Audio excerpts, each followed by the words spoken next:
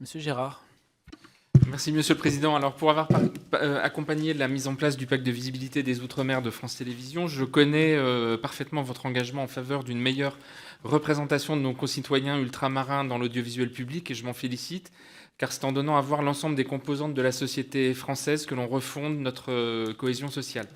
Ce pacte prévoit des engagements forts, vous l'avez dit, sur la présence de programmes ultramarins sur les antennes nationales de France Télé, dont on mesure déjà les effets très concrets aujourd'hui, mais de mon point de vue, il persiste quelques interrogations, notamment sur la mise en valeur des contenus audio produits par les premières et par les équipes du pôle Outre-mer de Malakoff.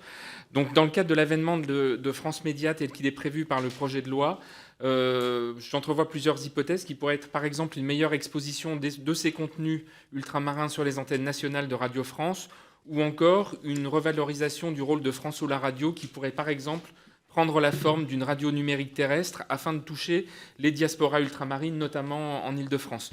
Donc, Monsieur le Ministre, quels sont selon vous les moyens de promouvoir la diffusion des programmes audio ultramarins dans l'Hexagone et ainsi de valoriser ces productions particulièrement riches? Merci. Mme Pétel.